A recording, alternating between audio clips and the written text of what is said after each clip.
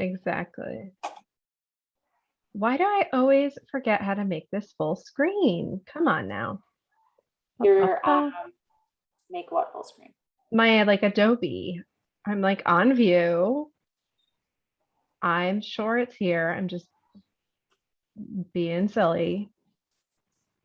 Shelby, you're like my tech guru. If you don't. I know. That's why I'm just like full screen. It's literally right there. Full screen mode. I don't know what I'm doing here. It's Friday, Shelby. It's Friday. I know. So what grade do you teach, Matt? So I teach freshmen, sophomores, and juniors. And it's the juniors that we've been working with the Good Project with. Very exciting. Great. And, what subject matter are you teaching?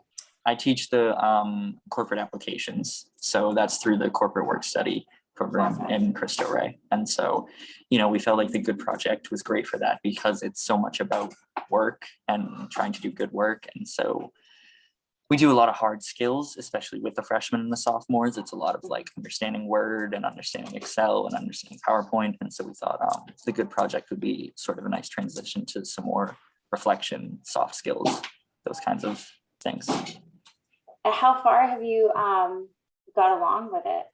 So we did Unit 1, and then we decided that for Unit 2, because my understanding was it was about goals, we did just 1 week. We worked with SMART goals in exchange of Unit 2 of the Good Project, and now we're working through Unit 3 right now. So cool. we just did 3.3 this past week.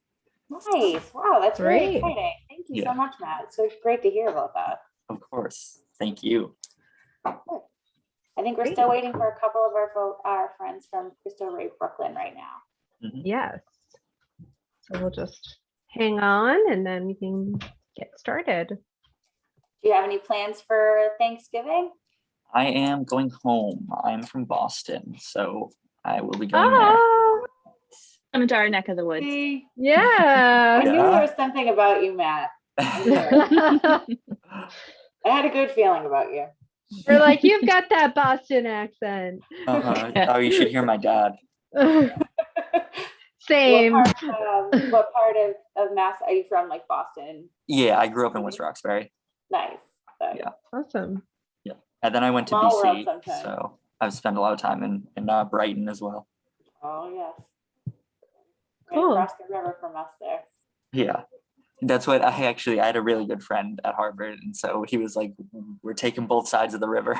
That's right. Hold down the fort on both ends. Exactly. That's exactly right. That is awesome. Nice. Great.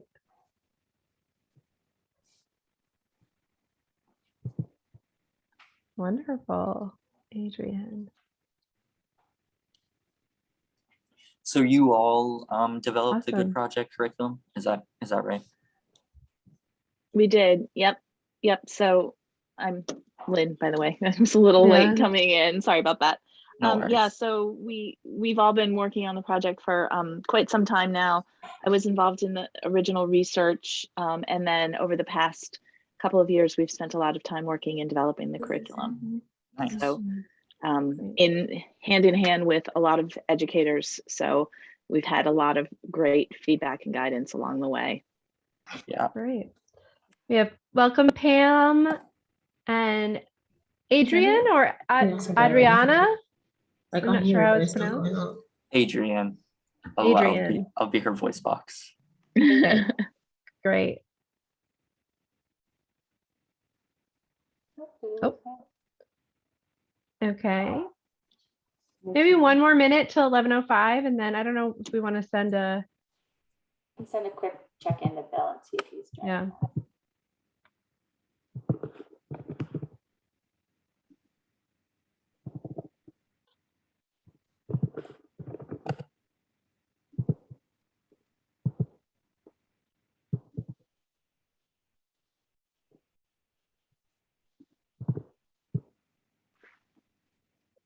Oh, there he is, Bill.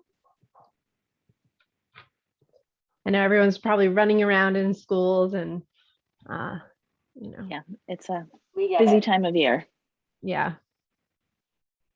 I was on a previous call and just said that it really feels like the holidays are great, but it feels like everything has to get squished in before them. So all of a sudden the deadlines get a little crazier.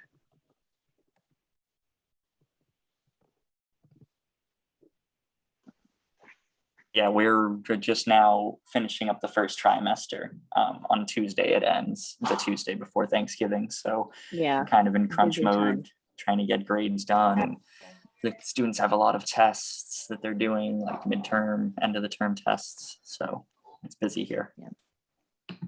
Great. Hi, I apologize. My camera's not working and Pam's sound is not working. So we're using both of ours together. Teamwork. Great. No worries. However you can get on, we're happy to have you. Thank you. Finally. Okay. We're back. Okay. Hi, everyone. Hello. Hello. Hi, Bill. How Welcome. are you? Good morning. I'm good, thank you. Morning. Good morning. I've heard a lot about you here at Cristo Rey, New York, Bill. You're a bit of a legend around here. All right. Well, hopefully in a good sense. So that would mean Adrian wasn't the one who was telling you, right? Nothing but good things. Good. All right, well, it's nice to meet you, Matthew, and Lynn, and Kirsten, and Shelby. Thank you so much for having us. Great. Our Well, thank you. pleasure. Yeah, thank you for being here. Great. Well, should we jump on in? Sure, Yeah. absolutely. Wonderful. So I'm going to share my screen, and I won't have as much access to the chat, but just, get on in there if you want to chat with any of us, and then I'm sure my colleagues can let us know if you have questions on there. Okay, Awesome. so gonna share my screen, and I'm gonna make this full screen. Okay. And just so you know, we are recording today's session just so that we can share it out if other people have questions or if they want to view a PD session as well, just like we have with the previous sessions as well. Awesome. Great.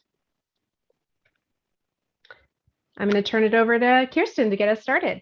Thank you, Shelby. So as you will see here, this is our agenda for today. We are going to start things off with 2 of our Good Project lesson plan activities.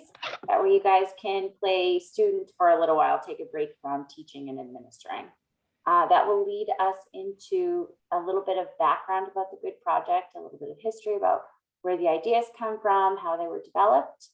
And then we will also give you a little bit of background about the lesson plans themselves, what the impetus was for creating them, and how we developed them over the last couple of years.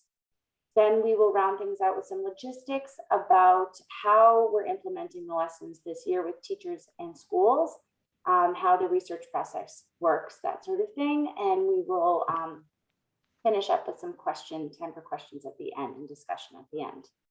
Does that sound good to everybody? Yes. All right. Just before we get going here, I want to give everybody, my colleagues here, a chance to say hello. This is Lynn Berenson, our director of the Good Project. Lynn was here from the start, so she is steering the ship for us. Then we have Shelby Clark, our senior research manager, and as I said earlier, our tech guru. And I am Kirsten McHugh. Let's get started. So while we start here, I would like if you could, if you have like a piece of paper or a doc you might be able to open up, that would be helpful because I'm going to have you kind of listing some things out. So this is, who is your model of good work? So I'd like you to think of somebody that you believe is a model worker. And then I'd like you to jot down things about you that you admire about them, things you hope to emulate in your own work. Think about some of the qualities or attributes that make this person what you would consider to be a good worker. And so I'm just going to have you, I don't know, I know we don't have a ton of time today, but if you could just take like 2 minutes and write down some ideas.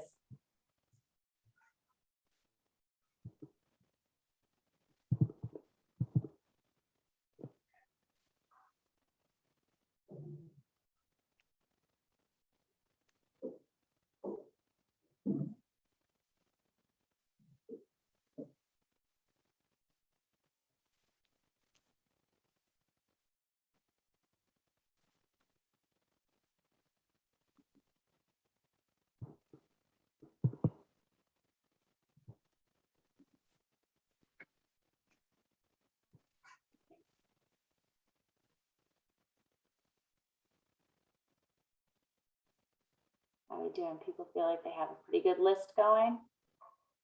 Yeah? Okay, maybe we'll go down to the next slide and I'll walk you through the next step here. So you probably have a pretty good list. I'd like you to take the list of words and qualities that you've written down and see if you can fit them, each word, into one of these three categories. Sometimes it can be hard because it might feel like one word could fall in one category or the other. You're not going to be quizzed on this. Obviously, there are words that overlap, but try to see if you might be able to fit some of the qualities in those buckets. Bill, did you have a question? No, Oh, okay, I didn't know.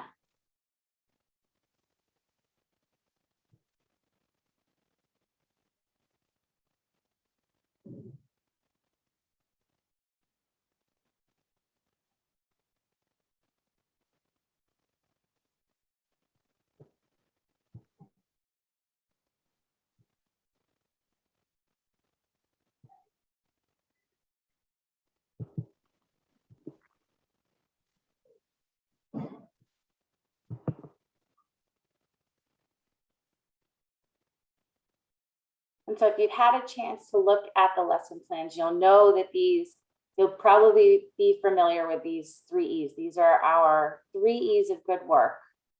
They are ethics, excellence, and engagement.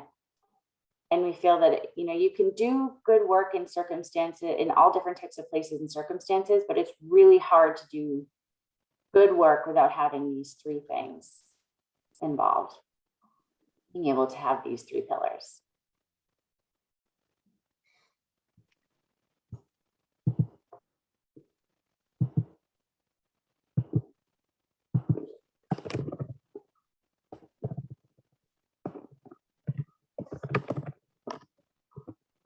Kirsten, I wonder if I can jump in for 1 sec. Yeah. I wonder if someone might be willing to just share some of the qualities and maybe the individual you were thinking about, and just because it's nice to kind of bring this to life a little bit. If someone wanted to just talk about, yeah, this is who I was thinking of, and these are some of the qualities, and we could maybe, if there was a word in particular that was tricky between different E's, we could talk it through.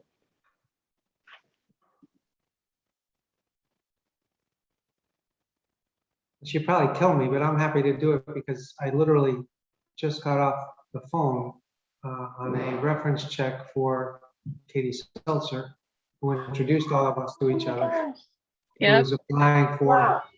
a position. So I had to describe Katie repeatedly over the course of half an hour.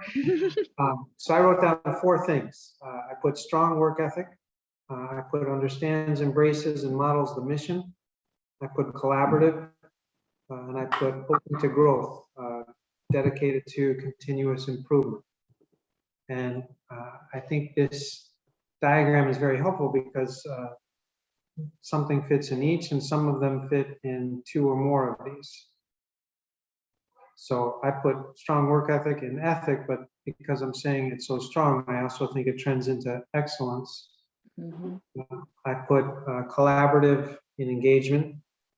I put open to growth and continuous improvement into engagement, but also trending towards excellence. Then that big one, understands, embraces, and models the mission, I put as having a footprint in all 3. That's great. Thank you so much for sharing. Thank I think really, really helpful to have the examples to kind of think through what these different words mean. Just to give you all a little bit of a sense, sometimes in the past we've had, people will talk about honesty, and that for most is pretty clear cut, goes under ethics. Although some people would say you can't do excellent work unless you're honest. So then it gets to be a little an interesting conversation about what's important to individuals in their work, and to sort of talk those things through. Sometimes, visionary, where does that go? And I think the fact that there's a lot of overlap is what makes the model of good work, I think, a little more compelling. They're not always easily separated, and I think that that's a good thing. Can I just jump in quickly? Yeah, and I was just gonna say, in terms of the ways that this can be done, I mean, in the lesson plans, I think this is lesson 1.1, so it is something we really jump off with. It's what we often do in our regular PDs as part of sort of our Project Zero classroom, because we think it's a fun activity to do. Um, we originally thought of this as an activity that you could just do sort of on a whiteboard, or you might have people do on a piece of paper, but we often do it using sort of a digital whiteboard like Padlet or Miro or something like that if you're looking for a way to do it virtually with your students. So that's how we've done it online with our virtual PD classrooms. And no matter how you do it, it is really fun to have the kids come up on a board or do something like Padlet to have them really share all their ideas and attributes together, because you start to see those patterns of like, what are the qualities that everybody's sharing? What are the ones that only some groups think are important? What are those ones where we're really disagreeing, or what are the ones where we're really coming together? So really having that chance to all share those attributes all together, I think, is a really important part of the activity. I agree. I would also jump in and say that um, having people speak a little bit about the individual, even if they don't necessarily want to name him or her that they're talking about, is also really helpful. We've learned over the years that a lot of young people don't have role models or mentors. And so thinking about, you know what, my uncle, or there was this coach, or, trying to give them examples of places that they might be able to find, if not a mentor, someone with some qualities that they could kind of learn from or emulate.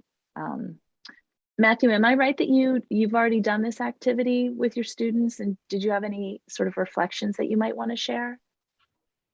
Yeah, we did 1.1, and actually what I'm thinking of now that is more recent and they're actually working on currently, and we have been working on for the past few weeks as a homework assignment, is the interview a worker assignment. Mhm. That's part of unit 3 that I think comes back to this, like you were saying, trying to find a mentor and emulate someone who does show these 3 E's: ethics, excellence, and engagement in their work. And so I was thinking it was just interesting. A lot of them, chose like a parent or a coach, like you said, that they feel like really shows strong work ethic. I think that's something that has come through a lot with the students. I think the excellence has been a really big focus for them, and that's great, and I love it. And I almost partially want to like sort of branch off into the ethics and engagement aspect. I think excellence is sort of the easiest to understand intuitively. It's like, well, yeah, good work is, good work, like quality work. I think that's the most obvious answer. Mhm. So that's just something that I was thinking about, if that answered your question in a bit of a roundabout way. Yeah, no, that's great. Thank you. Does. Thank you so much. Great. I'll just note that in terms of the role models, I mean, we are definitely thinking more and more about that. But in the Facebook group, we were just posting some in our like Good Project Lesson Plans Facebook group, we just posted some resources regarding role models, because this is a question that's come up. So Mhm. we were, for younger students, things like the Goodnight Rebel Girls, or Daring Boys or Daring Kids books, which honestly I read with my kid and I love them. So it's not only for younger kids, but and they have a lot of different ones. And then there's a lot of websites about different types of role models or things like that. So it doesn't necessarily have to be a person that it could be a fictional person, but obviously if you can engage with the person, it's better. But also thinking about people that you admire, and what you can gain from them, just as a person that from the media or something like that. Yeah, and for older students, you could look at the Google Doodles. They always have really inspiring people to take a look from, Nobel Prize laureates, Time Magazine's most influential. Like, you can find lists of other people that students can take a look at to pick somebody if they don't have someone that, right off the top of their head that jumps out.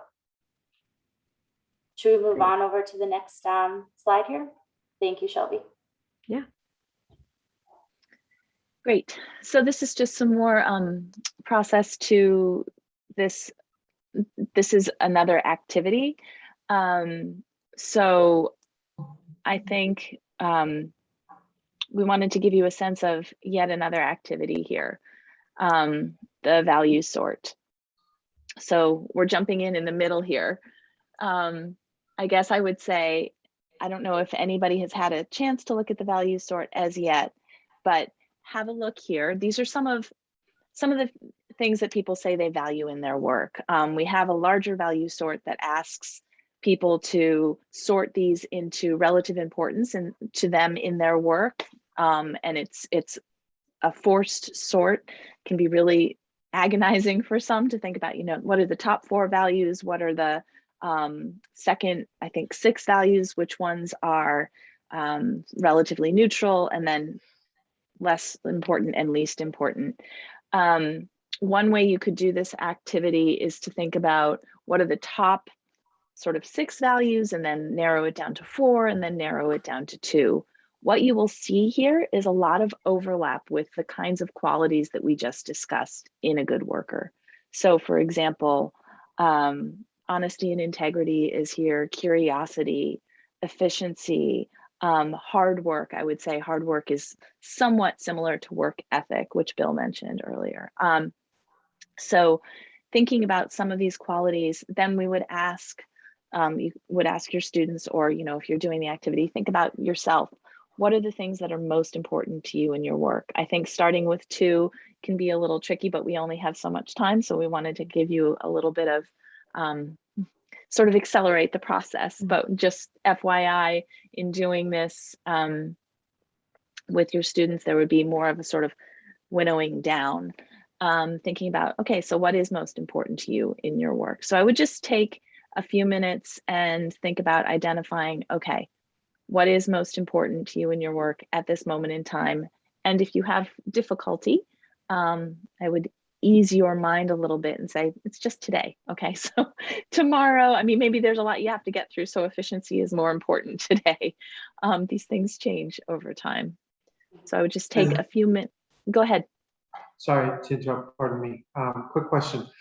Is this, or are there other activities which you and your colleagues have recommended, and forgive me if it's there and I missed it,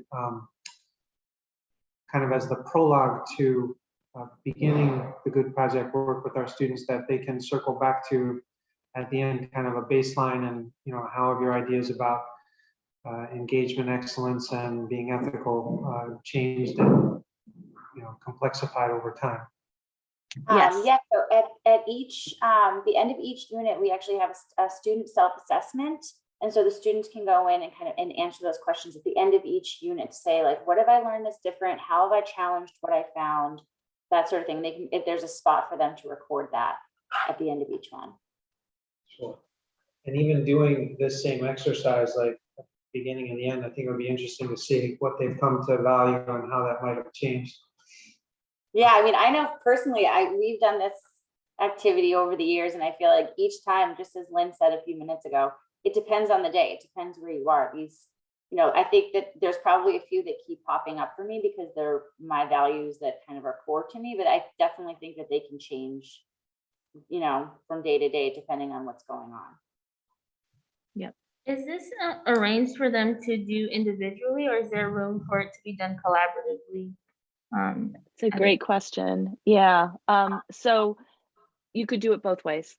In the lesson plans, it is set up to be done individually, and yet there are conversations about sort of as a school mission. And I would see that that's very related to, it's not exactly the same thing, but you could ask them to think about this, and, you know, what are our shared values as a community?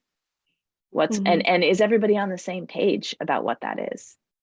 Yeah. And then another way to further that conversation, and that's something on the Good Project that we call alignment or misalignment, is, so say you do this as an individual, and for me, the most important things are rewarding relationships and curiosity. So say that those are my top 2. And then as a community, we decide that our greatest values are honesty and integrity, and personal growth and learning. I'm just pulling these out of a hat.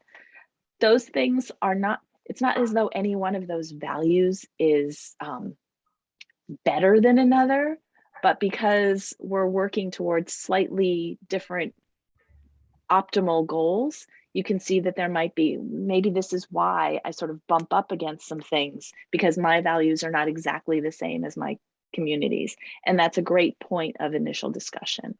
Mhm. I'll also just throw out there, because it's about to be Thanksgiving and we just posted it again for our Thanksgiving resources. We have a blog on our website. I wrote it 2 years ago now. I can't remember. I think it was year? last Thanksgiving, Shelby. Last It feels like 2 Thanksgiving. years ago, but yeah, I think it Feels was. like 2 years ago. There's a blog I wrote on for our website where I took the value sort, and I had a close family member take the value sort. We have opposing political leanings, but it was prior to the Thanksgiving holiday. And then we both sort of interpreted one of our dilemmas on our website, and it was about sort of how do we both share or not share values, and how do we both use our values to interpret this dilemma, and where does that sort of come into our life, and how we interpret, how we might approach different dilemmas, and the fact that we actually do have some very aligned values and also don't have some very aligned values, and how to maybe approach, sort of difficult conversations and things like that. So that's on the website as well.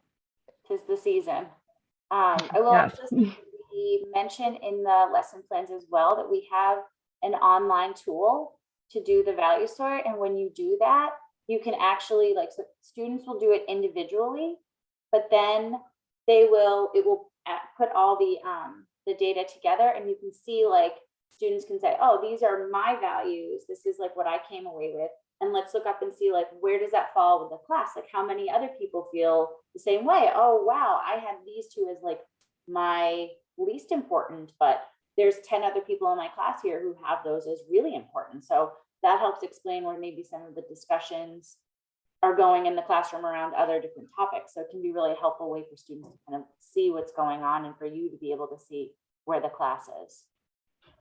And I would just add for Cristo Rey schools in particular, because I know that this is specifically related to work study. And I would just make sure, if this is what you want to emphasize, you could do it in different ways. But if you look at the words in green here, narrow down the values that are most important to you in your work.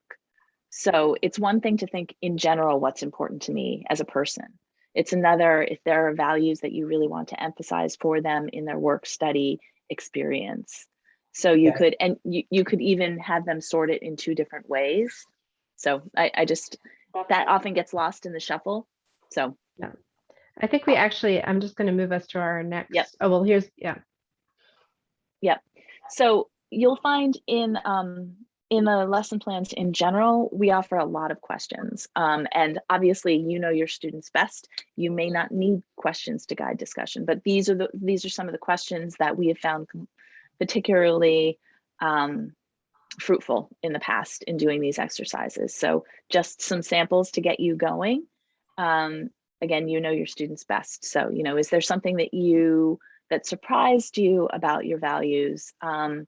Again, this idea of finding potentially a role model or a mentor. Is there a person that you believe exemplifies your top values? So if it's something that's really important to you, is there somebody that taught you that? Or is there somebody that you think exemplifies them that you haven't necessarily met or know well? So maybe that's a place that you could go for more guidance. And then this last question we sort of touched on a little bit. Do you think your own values are in alignment with those of your school or community? Could be another source of interesting conversation.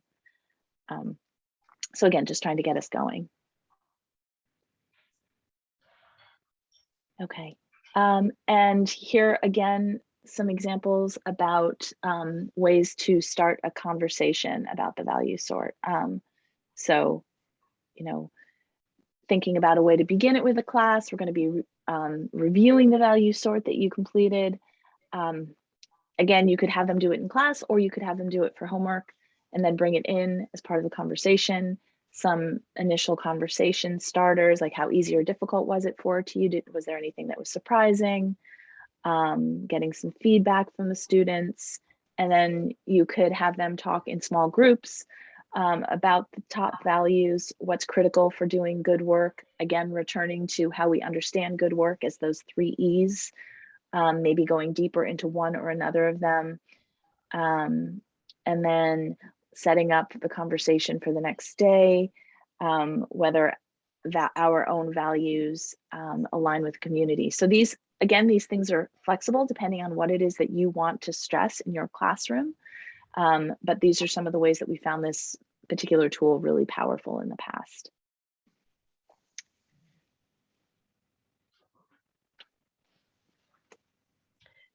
I'm just going to pause because we next go into some of the background and sort of move away from the activities. So just sort of if there's more questions about these activities or other activities, and then we can move sort of into the background and logistical sort of section.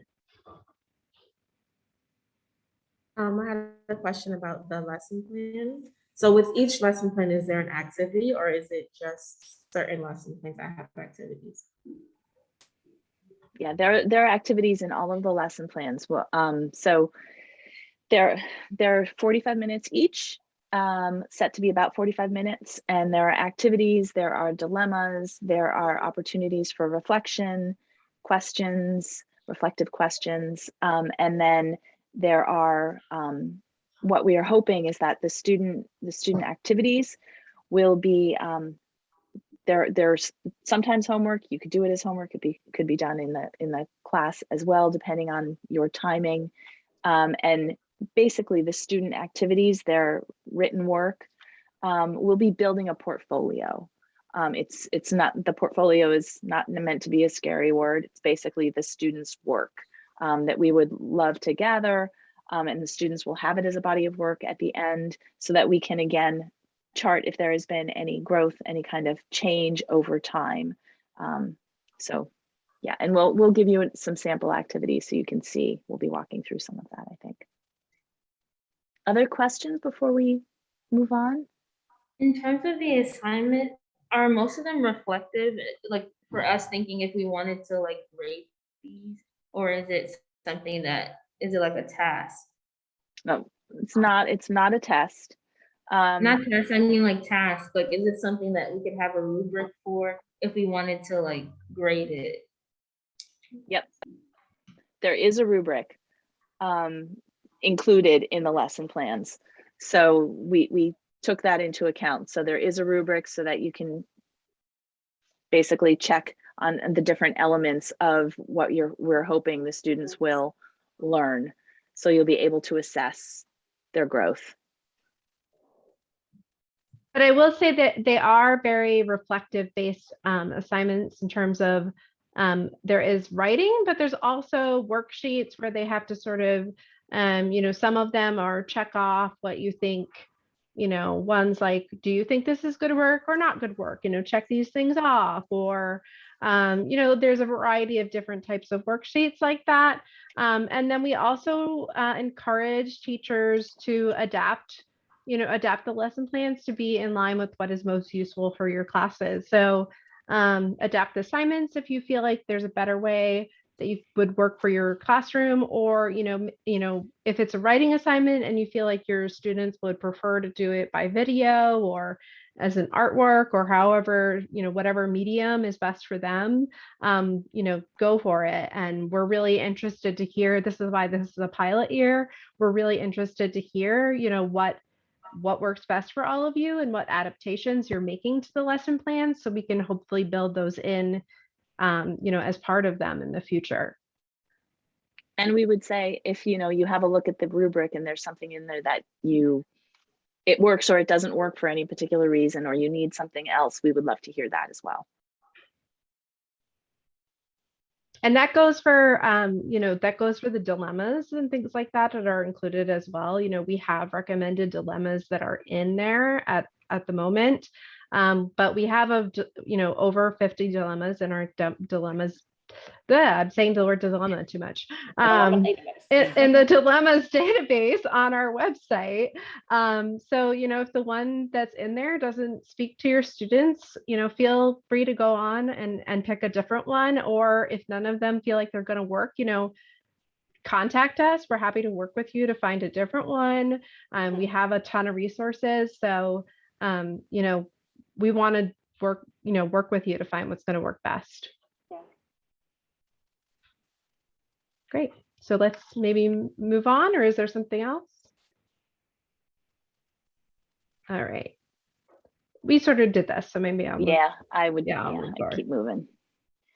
Okay. Okay, so I'm gonna whip through this historical portion because I don't know how relevant it will be. I want to ground what we've done in our history, but I also want to allow maximum time for you all to ask questions about the actual lesson plan. So as an FYI, so our work began in the mid 1990s. It was a large scale research project.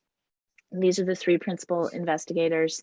We completed many interviews with individuals in multiple different professions at 3 different research universities. We were all at Harvard. As Kirsten said, I've been involved since the beginning, so I'm old. No. So we've been working on this for a very long time, and ultimately what we discovered was that good work. I mean, I'm taking 20 plus years of research and breaking it down into, we discovered that good work encompasses these 3 E's: excellence, ethics, and then we added the 3rd E of engagement later on because we recognize that it's really hard to do work that's both high in quality and ethical if you don't find it personally meaningful or engaging. People just burn out. So next slide, please, Shelby. And I always think it's particularly interesting, Lynn, that we found that out mostly from working with caring professions such as teachers and nurses. That Absolutely. it helps to be engaged in your work. Yep. So Shelby, you are on. Oh, it's me. It's you. Okay. So yeah, so as we talked about earlier, the lesson plans are 4 units, and there are 16 45-minute full lesson plans. There's also our fundamental lessons, which are 16 lessons as well, but they're 15-minute lessons. So if you don't have time for the 45-minute lessons, or let's say for some reason one of your lessons gets cut short, you can always supplement with one of the fundamental lessons. Basically, we took like what was the core of each of those 45-minute lessons and we put it into the 15-minute lessons. But also each of those 45-minute lessons, the timing is broken down for all of them. So you can always know like, oh, if I only have 30 minutes, maybe I'll just do these first 2 portions and I'll give them that other 20-minute portion at the end for homework or whatever. We wanted to make clear that at least what we thought would be the timing. Obviously, we're not in the classroom. Matthew, I don't know if you want to comment on that, how the timing's going for you. The timing's been interesting, especially because we have 70-minute periods. Okay. So I think what's happened a lot of times for me in our classes is it's a combination of more discussion time, Okay. as well as what happens a lot is homework just becomes classwork, which the students won't complain about because then they don't have homework, which is nice. But Great. yeah, I think sort of just trying to expand on the discussion. I think what I'll do a lot is I'll have them start work individually and then they can pair up and discuss, and then we come together as a whole class. And so then it kind of goes into multiple tiers and can kind of take up a little bit more time. And also it can help them develop their thoughts more fully, which is a nice part about it. That's great. That's great. I mean, obviously that's sort of ideal. That's what we would love. We were sort of developing it though with the 45-minute period in mind, and understanding that maybe discussions would need to be put into that 15-minute block, time period or something like that. So but if you can expand, even more's the better. As we talked about a little bit, the student portfolio is the assessment portion built in with a rubric built for that student portfolio. And again, that portfolio is really just meant to be sort of the collection of the overall work that the students are doing for the Good Project lesson plans. We do have an asynchronous online format on the platform Seesaw.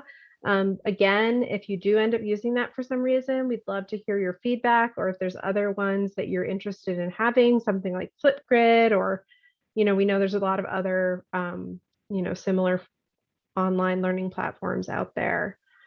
Just a quick note that, we tried to come up with as many platforms as possible because we know things are changing for you all the time, hopefully not needing to go remote, but if that happens, these things are also available in asynchronous format. So this is some of our thinking behind there, knowing how much you all are going through.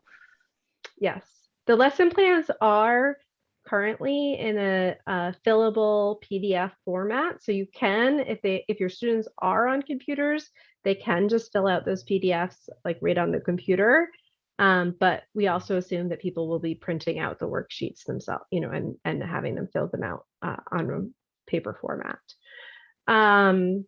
And just as an FYI, there are appendices to the lesson plans in the back of the full PDF booklet. So we have things like, some ideas about if you want to put this in as a whole school mission format. There's also ideas about doing a whole sort of, capstone project sort of idea, like a long-term research project, if you were interested to do something around that. It's sort of about like how to bring good work concepts to, what if you were designing your school, or like, what if you got to create your own charter school idea, something like that? Like, how would you bring these ideas to that? And there's some additional ideas and another form of learning rubric at the back of the booklet. Just quickly, these were the undergirding principles that we were really thinking about when we created these lesson plans. So again, they are very discussion based. They're very much about, having the kids reflect about their own values, their own principles. Who do I want to be when I grow up? Who do I want to be now as a worker? So we are really, we did go into this with the principle that students are workers in their own rights. Very much so, at Cristo Rey schools, they are going out and working, elsewhere as well, but just, even as a student in the classroom, that is work within its own right. Hoping that they see multiple perspectives and using dilemmas as case studies, and that these are some of the core concepts that we really work around and hope that students gain from these lesson plans. So the 3 E's that we already spoke about, our 3 M's, particularly this idea of role models, but also understanding mission. Mirror is this idea of being able to really hold up a mirror to oneself and understanding oneself. We've talked about values. Responsibility, we didn't get into too much today, but rings of responsibility is one of our core concepts that's in the lesson plans around, who are we responsible to? Ourselves, our community, society, our work. So that's a concept that's in there. What are our opportunities and challenges? And we spoke about alignment and misalignment. We have talked about, well, we can talk more about work study, but we are having schools use these lesson plans in a variety of different formats. So homeroom or advisory sessions do seem to be a very popular place for them. So sort of, that 15-minute homeroom or 45-minute homeroom or advisory. But as we have work study. We have some ways that they're being intertwined with other curriculums. So for example, we have one school where it's being intertwined with their financial literacy course in a middle school. So there's a variety of different ways that schools are really thinking about working them in. So I didn't know if people wanted to talk more now about just the way that that you are using them, or that questions about intertwining them with anything. But this is just a time to sort of pause and ask questions about that.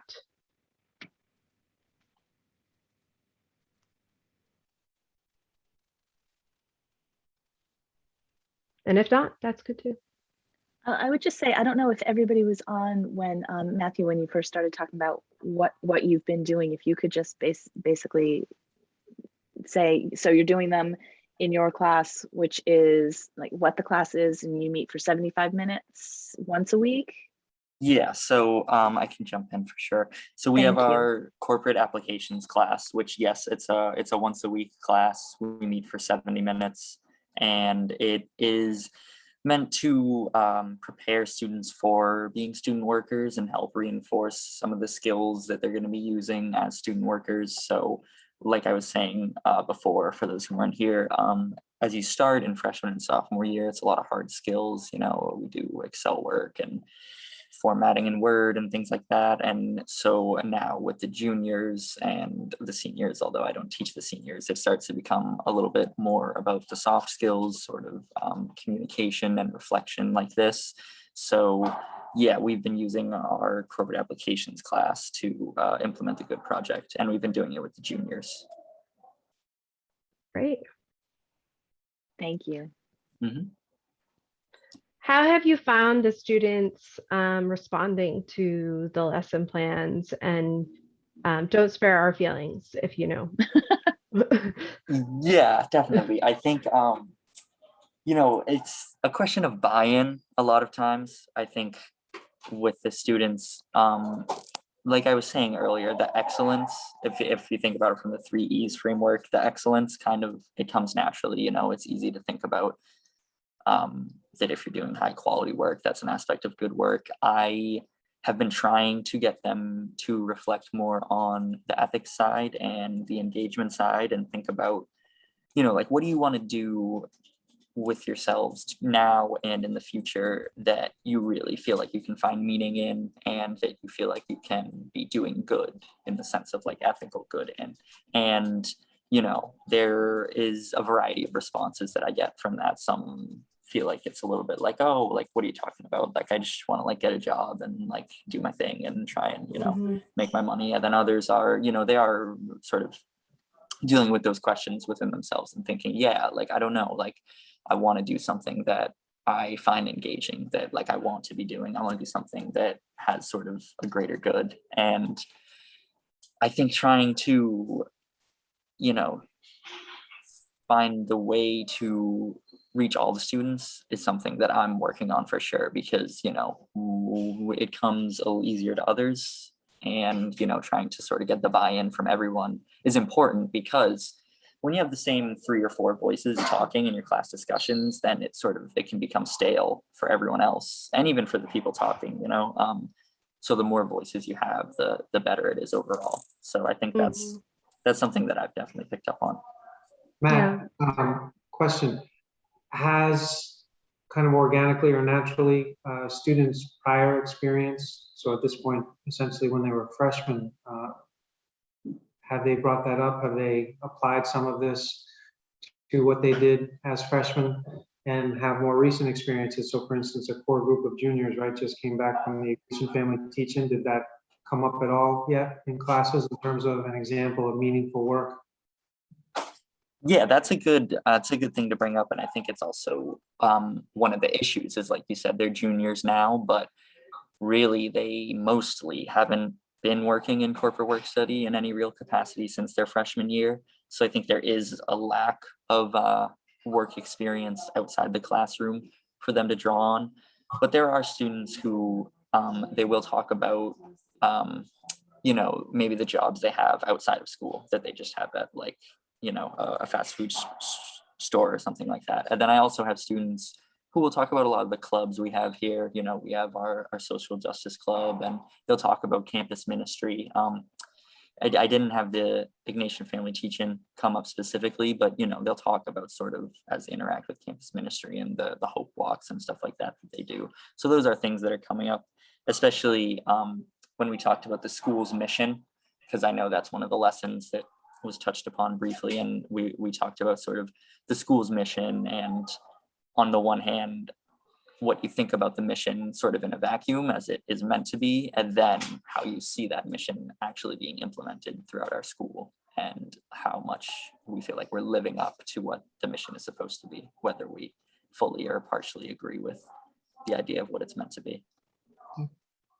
Great, thank you. Well, I think also you know, there's only so much we can do of this, but, you know, given our capacity, but we're also, I mean, I think we're really interested to do this. And I hope, you know, it's obviously just getting started, but I hope this is something that the Facebook site or, you know, ultimately, you know, maybe it will be somewhere else, but that our teacher group can be a resource for is, you know, if you all find like, oh, you know, our students are really interested in, you know, sustainability or whatever, you know, this is a topic that I find my students caring about, that we can, you know, we can all brainstorm together and find out, you know, oh, here's something really interesting going on in work and sustainability and ethics right now or something like that. So for example, you know, we had this whistleblower with Facebook recently and Congress, and how she was coming out and saying they were doing all these terrible things, you know, that like, you know, I'm not sure that's something that kids are super interested in right now, but at least, you know, it's something that was going on that was relevant in the news, you know, and how can we make this more relevant to students' life, that there are these real life events that, you know, somebody had to go before Congress and testify and, you know, about an ethical thing going on in her work. And so how can we make this more, you know, yes, talk about the dilemmas we have, but also really connect it to these things that are happening like right now, today. And it Shelby, doesn't even have to be like real current event. I mean, you could even look at like there are dilemmas in the media. I was just watching Netflix with my husband the other night, and we turned on that Squid Games show. I don't know if you guys seen it, and I was like, oh my goodness, look at all of like the dilemmas you could pick out of here. Like you can see, and like students like that sort of thing, and they can kind of understand. Like you're not going to sit down and watch a TV show during class, but you can say, I think, you know, if you you know, how do you start doing bad work? Well, you do compromised work first. And how does that path start? Well, maybe you've lost one of your 3 E's along the way, and you can kind of like look at the different characters there and see like where they've gone down their path to end up in this like crazy situation. But there are some great resources, and I can post them on the Facebook site from this group called Ethics Unwrapped. And they do a lot of great, like, here's something from, you know, an article or a story or a TV show or a movie that can kind of like help students maybe understand a little bit, get their heads wrapped around the ethics and engagement piece and why that's just so valuable towards doing good work. Bill, did you have a question? Yeah, just a quick logistical question, and Kirsten was making a far more important point, but could you share with our frontline educators, so for us, Taisha and Pam, how many schools are we piloting with right now? And of those, how many are doing this with high school students? I'm going to actually turn that over to Kirsten because she is probably more up on that data. Sure. So right now we've got over a dozen schools that we're working with, and there are schools from all different ages. So we have elementary schools, middle schools, high schools, and college level schools. Let's see, 1, 2, 3, 4, 5, 6, 7. We've got 10 of those schools that we're working with right now are high school level. Great. And is it still just Harlem, Newton, and Brooklyn that are Cristo Rey schools? We also have a Cristo Rey here in Massachusetts. It's the Notre Dame Cristo Rey, and they are starting this week with the lesson plans. Great. So it would be wonderful to facilitate regular or just connection. So we've obviously facilitated a connection here with Matt and Adrian in New York, but with the, I butchered the name. How do you say, is it Methuen or Methuen? Methuen, yeah. Methuen, thank you, sorry. Yeah, No, so no. we're open to facilitating a number of different ways of connecting. We've mentioned a few times we have a private Facebook group, which we're hoping will be, people have varying feelings about Facebook. I think a private Facebook group is a little less annoying than Facebook as a whole. Sorry to just state my beliefs, but so we're posting a lot of resources on there, and we're hoping that everybody will be talking to one another and posing some of these questions. So, you know, for example, I have buy-in from, you know, 4 of my students. They're the ones who are talking all the time, and the other ones aren't. How did some of the rest of you get through this? Or I did lesson 1.2. This went really well, this not so much. Or what dilemma works for you guys? And so having an opportunity for everybody to just, whenever you want, be able to post a question and get some feedback. So that's sort of a more immediate option. I hope that that appeals and that you'll all be able to join and find it useful. But we're also absolutely open to setting up more Zoom calls like this with your colleagues. So we can certainly do that. Great. I just want to do a quick time check. We have 5 minutes and I'm pretty sure everybody's going to have to stop on the hour. So I would think some of this stuff we can go through rather quickly, and then we want to save time for questions too. So if there are burning questions, maybe we should start with those. Yes, why don't we do burning questions? I'll just put this up and you can read it over at your leisure. And then we've talked with each of you, I think, briefly about the research activities, and we can follow up maybe with this slide, and you can email us with any questions.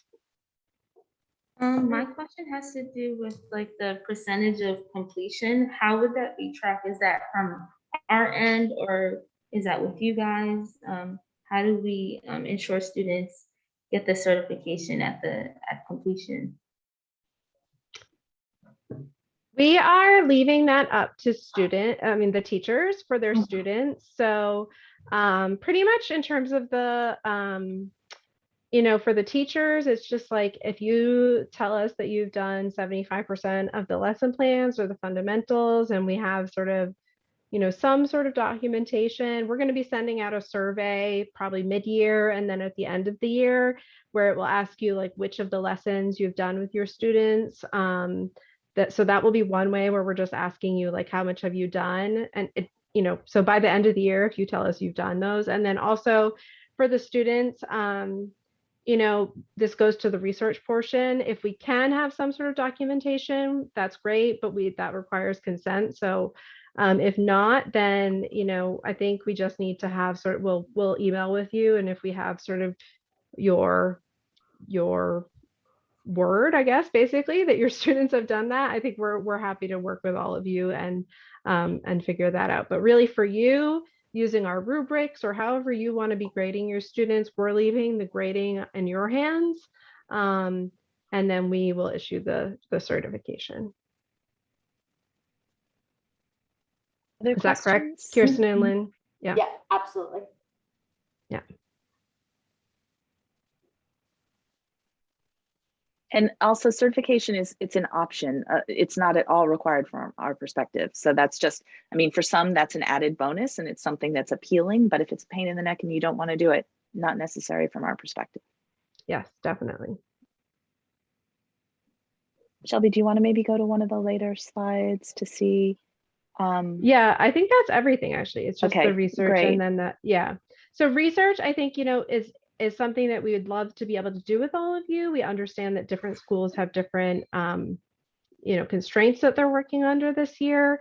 And it's also not a like everything or nothing, as much as you can do, if it's just the teacher surveys or, if it's everything, that's great. We have sent you the information, or we will continue to we'll send it to you again. The consent documents look a lot more scary than they actually are, but it's just language that we're required to put in there from our Harvard Human Subjects Committee. And it's really to be there to protect student privacy. And it is an opt-out consent form. So if you do go that route, it's really sending an email or a letter home to parents saying, if you don't want your students to take this survey, let the research team know. But they don't actually have to send anything back unless they're saying, no, I don't want my child to do the survey. So if you have more questions about all of that, we'll send the email again.